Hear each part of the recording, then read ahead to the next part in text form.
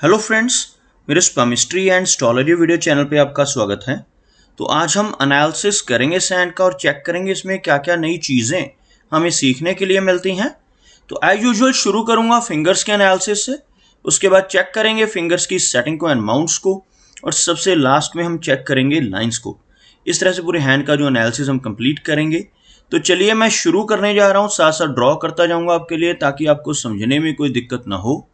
दोस्तों, वीडियो शुरू करने से पहले आपको बताना चाहूँगा, यह जो नंबर आपको आपकी स्क्रीन के ऊपर नज़र आ रहा है, यह मेरा व्हाट्सएप नंबर है।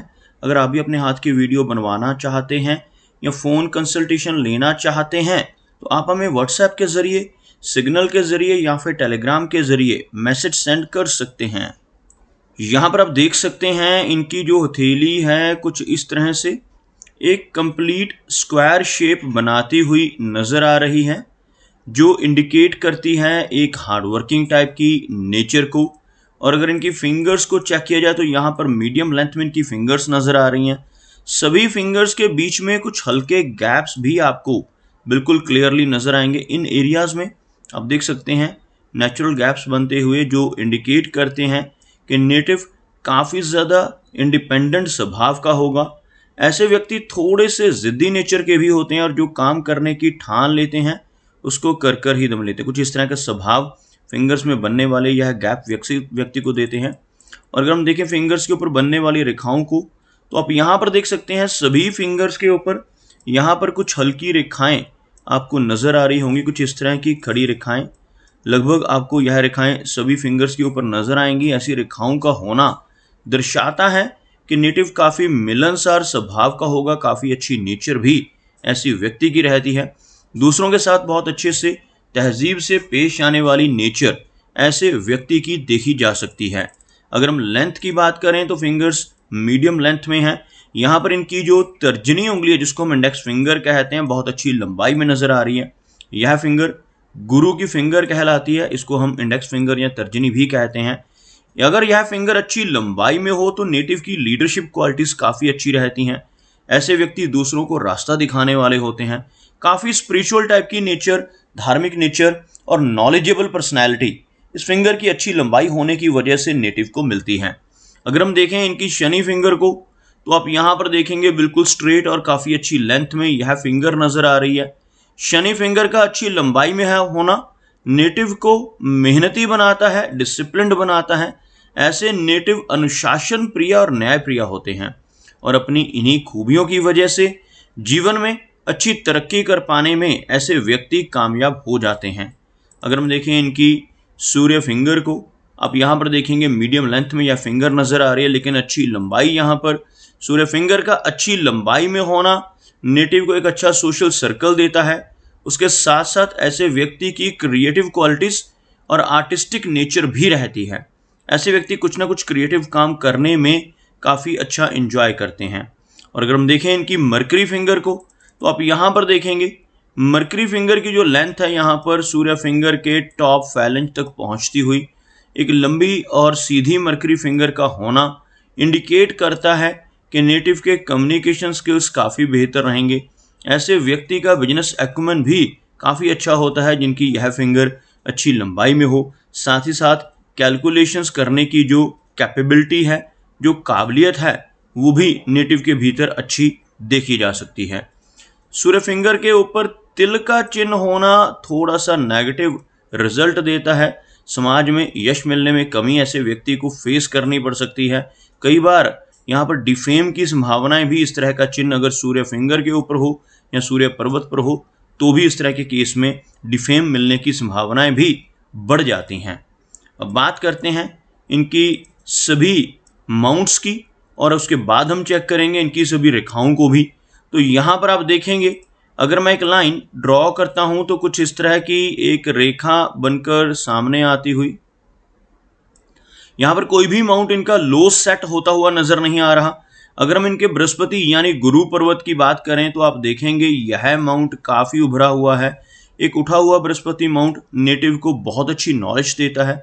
काफ़ी स्पिरिचुअल टाइप की पर्सनैलिटी ऐसे व्यक्ति की रहती है जिनका यह माउंट उठा हुआ हो। उसी के साथ साथ आप देखेंगे यहाँ पर एक रेखा यहाँ से उठकर ऊपर की तरफ बढ़ती हुई, इस तरह की रेखा को हम प्रोग्रेस की लाइन कहते हैं। और जिन लोगों की हथेली पर इस तरह की प्रोग्रेस लाइन मौजूद होती है, ऐसे व्यक्ति अपने जीवन में बहुत अच्छी उन्नति करते हैं, काफ़ी अच्छी तरक्की ऐसे व्यक्ति के जीवन में ज़रूर मिलती है। ओवरऑल इनका जो बृहस्पति माउंट है इसके ऊपर आपको आड़ी रेखा भी नज़र आएगी, कुछ इस तरह की आड़ी रेखा जिसको हम सिंपथी की रेखा भी कहते हैं। अगर यह रेखा यहाँ से शुरू होकर बिल्कुल दूसरे सिरे तक पहुँच जाए तो इस तरह के चिन्ह को वलय कहा जाता है, गुरु वलय का नाम दिया जाता है। ऐसा गुरु वलय जिन लोगों के हाथ पर बनता है, ऐसे नेटिव बहुत ज़्यादा स्पिरिचुअल माइंडेड होते हैं। यह अगर आधा भी बनता है, जैसे आप यहाँ पर देखेंगे यह लगभग हाफ गुरु वलय बन रहा है, ऐसा बनने से भी नेटिव को समाज में काफ़ी अच्छा मान सम्मान 40 वर्ष की एज के बाद धीरे धीरे मिलना शुरू हो जाता है। ऐसे व्यक्ति की जो स्पिरिचुअलिटी है वो भी 40 की एज के बाद ही धीरे धीरे और ज़्यादा बढ़ती है। बात करते हैं इनके शनि पर्वत की, तो आप देख सकते हैं शनि का जो एरिया है यह आपको दबता हुआ नजर आएगा। और जिन लोगों का शनि पर्वत दब रहा होता है, ऐसे व्यक्ति को जीवन में काफ़ी अधिक मेहनत करनी पड़ती है, अपने कंफर्ट जोन से निकलकर ऐसे व्यक्ति को काम करना पड़ता है। ऐसा शनि व्यक्ति को काफ़ी मेहनती बनाता है। अगर हाथ में लंबी भाग्य रेखा हो तो वह व्यक्ति को काफ़ी अच्छे फल देती है, लेकिन यहाँ पर हमें भाग्य रेखा थोड़ी सी कमज़ोर होती हुई नज़र आ रही है। आप देख सकते हैं अगर किसी व्यक्ति के हाथ में कोई रेखा यहाँ से शुरू हो, इस तरह से आगे बढ़कर यहाँ तक पहुँच जाए, इसको हम एक लंबी और निर्दोष भाग्य रेखा कहते हैं।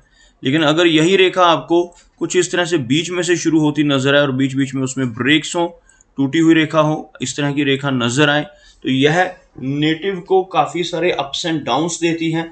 ऐसे व्यक्ति को जीवन में काफ़ी सारे उतार चढ़ाव का सामना करना पड़ सकता है, क्योंकि आप यहाँ पर देखेंगे यह रेखा लगभग यहाँ पर 36 के आसपास की एज में, उसके बाद आगे चलकर फिर ओल्ड एज में भी कुछ ओवरलैपिंग्स को इंडिकेट करती हुई नजर आ रही है।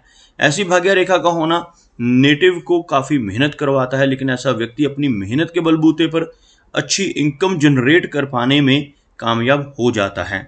अगर हम बात करें इनके सूर्य पर्वत की, तो आप यहाँ पर देखेंगे सूर्य माउंट का जो एरिया हल्का सा दबता हुआ, यहाँ पर सूर्य रेखा बहुत ज़्यादा लंबाई में नहीं है, एक शॉर्ट साइज़ की सूर्य रेखा आप यहाँ पर देख पाएंगे, यह वाली, क्योंकि यह जो लाइन है इसको हम कहते हैं लाइन ऑफ हार्ट।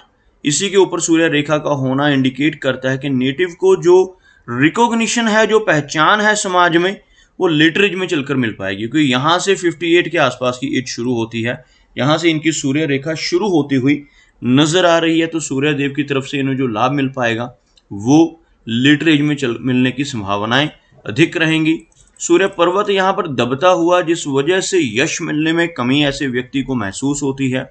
ऐसा व्यक्ति दूसरों की कितनी भी मदद कर ले, कितनी भी हेल्प कर ले, बदले में कोई अप्रिसिएशन, कोई रिवार्ड नहीं मिल पाता।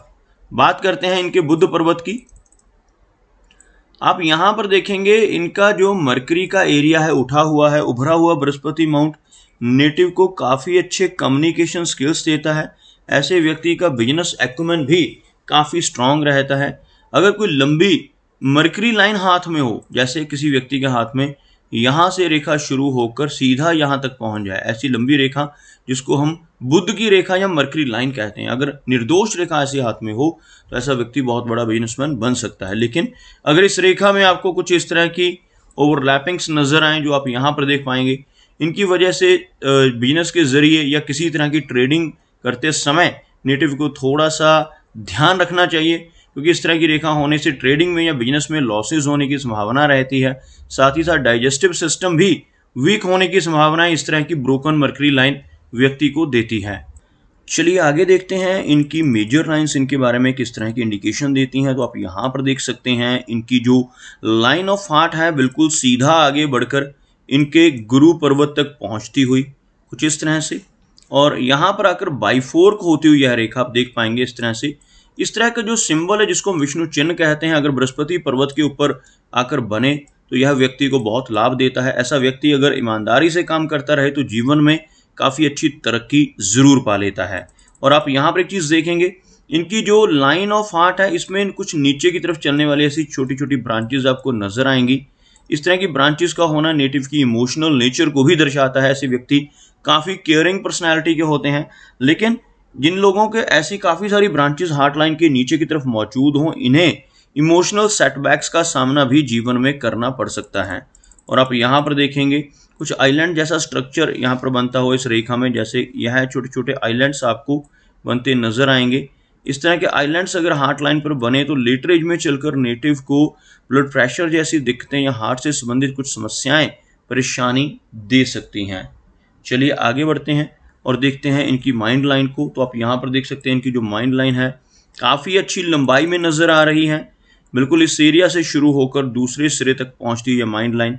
एक छोटी सी ब्रांच इसमें से निकलकर एक फोर्क बनाती हुई भी यहाँ पर नज़र आ रही है। एक लंबी मस्तिष्क रेखा हो तो यह नेटिव को शार्प माइंड देती है, और अगर यहाँ से की ब्रांच ऊपर की तरफ बढ़े तो यह नेटिव के कम्युनिकेशन स्किल्स को बढ़ा देती है। बिजनेस के जरिए धन की इनकम भी इस रेखा की वजह से बढ़ सकती है। इसके कुछ अच्छे प्रभाव नेटिव को देखने को मिलते हैं।